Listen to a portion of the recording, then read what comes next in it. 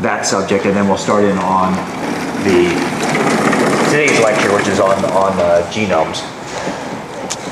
And maybe I'll just recap some of the information that equations that we'll need for this.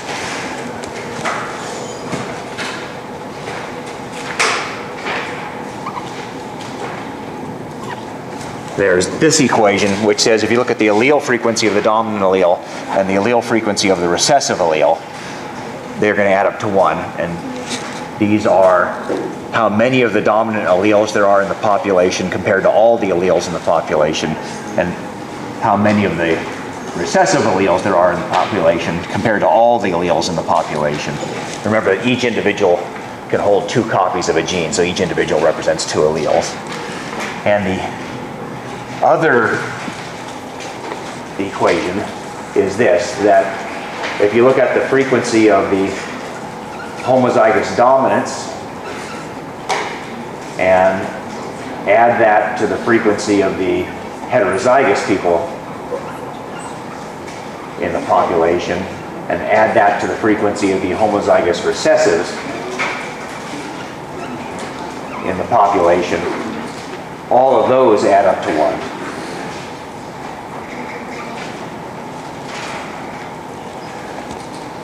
And the equation that links these two concepts together is called the Hardy-Weinberg equilibrium, and it looks like this. The frequency of the dominant allele squared is equal to the frequency of the homozygous dominant genotype in the population. The 2 times the frequency of the dominant allele times the frequency of the recessive allele is equal to the frequency of the heterozygous people in the population.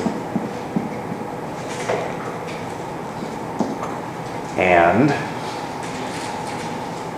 the frequency of the recessive allele squared is equal to the genotype frequency of the homozygous recessive genotype frequency.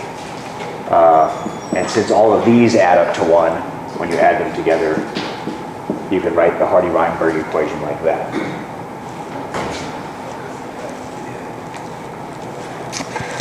Okay, so here is your problem. You'll need your calculator for it. There's this disease called sickle cell anemia.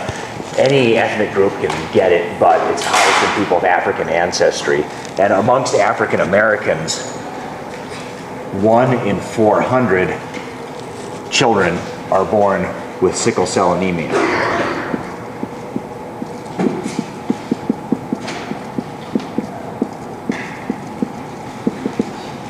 And you get that from a genetic standpoint if you inherit 2 copies of a gene which is written HBS. That's their genotype.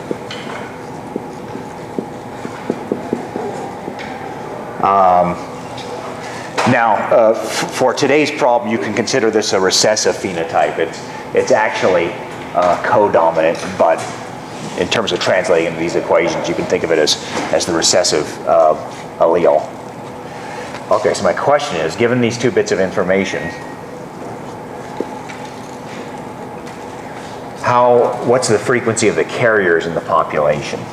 How, amongst African Americans in the U.S., what percentage of African Americans in the U.S. are carriers?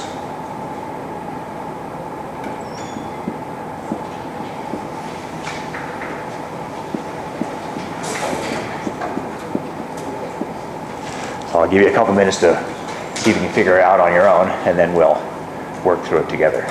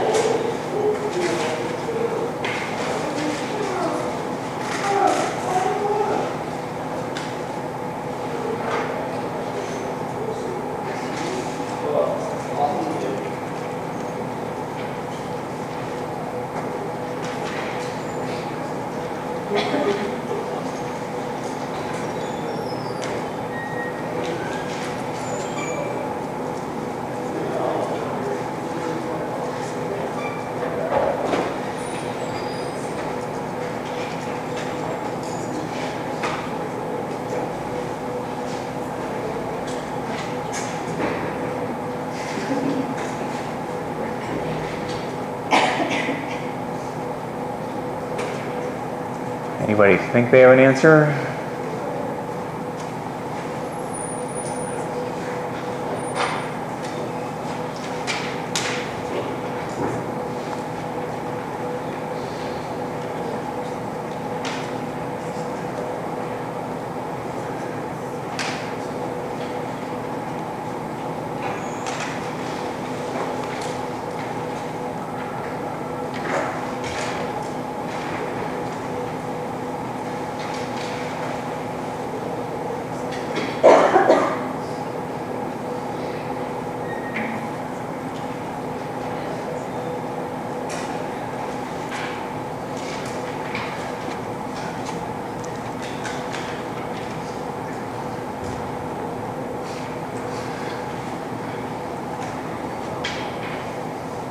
Well, maybe I stumped you. Let's start on it together. When I told you that 1 out of 400 African Americans has sickle cell anemia, am I telling you something about that number, that number, that number, that number, that number? This one, homozygous recessives, right? Because the people who have sickle cell anemia are, if we want to consider this the recessive allele, they are homozygous recessives for it. They're HBS. So I've essentially told you that this is 1 out of 400. And if I write that as a decimal, it's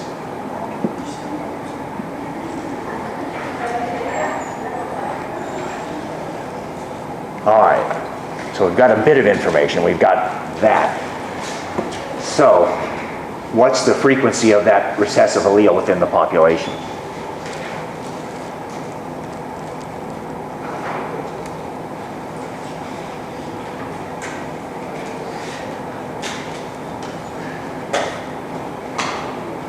Come on, don't be mathematically shy. If I tell you that this is 0.0025, what's the frequency of B? 0.05. Thank you, 0.05. All you do is take the square root of this number, the 0.0025, to get that. So we've just figured out that the frequency of the little allele within all the alleles in the African American population is 0.05.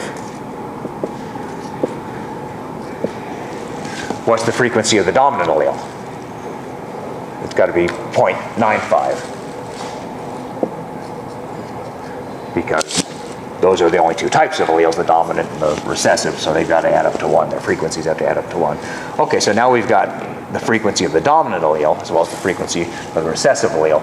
And the question I asked was, well, how many people are carriers? In other words, how many people are heterozygous for the two alleles? Well, we know that that frequency is going to equal 2 times the dominant frequency times the recessive frequency. So we simply say 2 times the dominant allele frequency times the recessive allele frequency.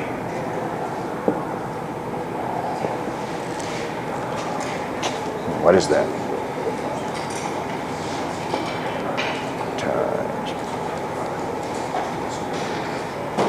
Equals 0.095. So the answer would be amongst African Americans, about 9.5% are carriers of sickle cell anemia.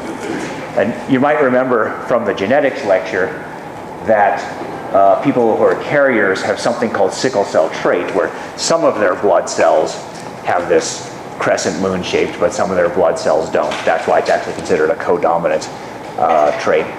And it actually confers some resistance to malaria, which is not really important within the US, but in Africa, it was a very important trait.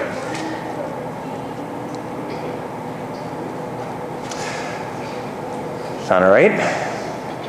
Louis? When you had 0.025, yes.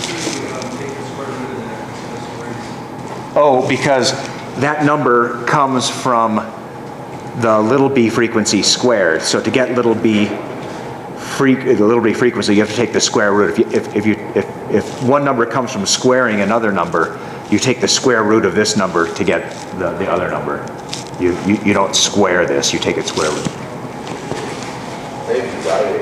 Because it looks kind of, it looks a little confusing right there when we say that the homozygous recessive frequency is equal to BF.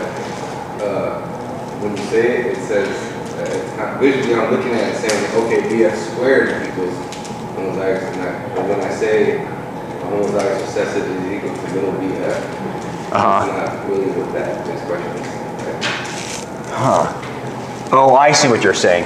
I should put it in brackets like this. Is that, Yeah. that's that sort of thing? Okay, yeah, maybe that's what's confusing people, yes. And the heterozygous frequency is equal to that, and the homozygous frequency is you take the dominant allele frequency and square it, and that gives you the homozygous dominant frequency. Okay, yeah, thank you. Well, that was so much fun. I'll tell you what, let's do one more quick one. In certain populations in Africa, not here in the US, but in Africa, where there's more malaria, you have a higher incidence of sickle cell anemia. And in some of those populations, although it sounds kind of mind-boggling, 1 in 4 kids is born with sickle cell anemia, 100 times the frequency in the US. And so amongst those populations, tell me how many people are carriers?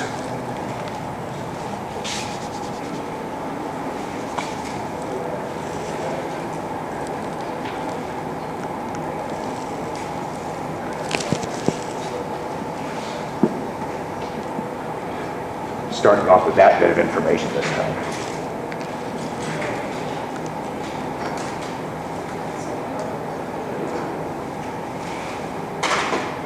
That's interesting.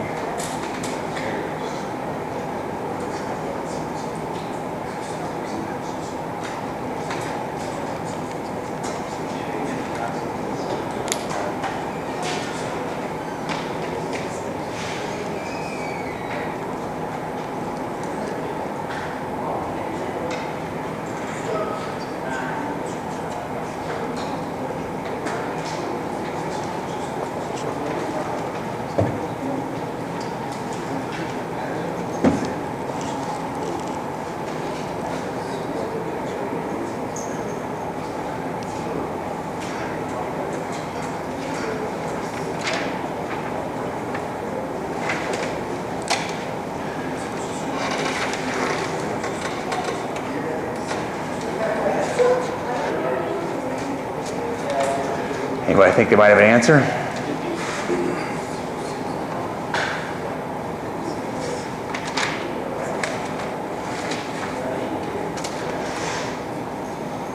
Well, what's the frequency of the recessive allele? If I tell you this is the frequency of homozygous recessives. It's 50%. That's correct. So if the percentage of people who are homozygous recessive is 0.25, I take the square root of 0.25 to find out what the frequency of the recessive allele is, and that comes out to be 50%, 0.5 is the allele frequency for the recessive allele, which means the allele frequency for the dominant allele, since the two have to add up to 1, is also 0.5. So it's kind of mind-boggling. Within some of these populations, half the alleles out there are for the sickle cell anemia and half are for the normal hemoglobin. And so given that we now know these, we just plug them into here. We take 2 times the dominant allele frequency times the recessive allele frequency, and that comes out to, I believe, 0.5.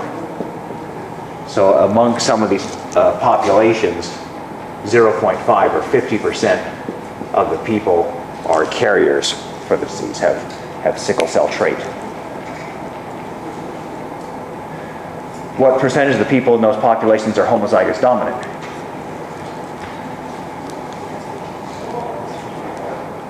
25%.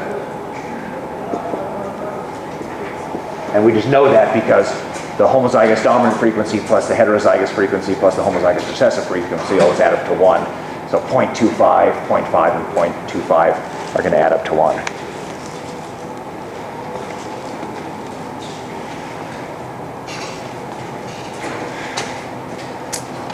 right, well, if you're utterly confused, maybe stop by office hours or come up after the laboratory today and I'll go over it with you. But I do want to jump into the beginning of a new lecture topic today.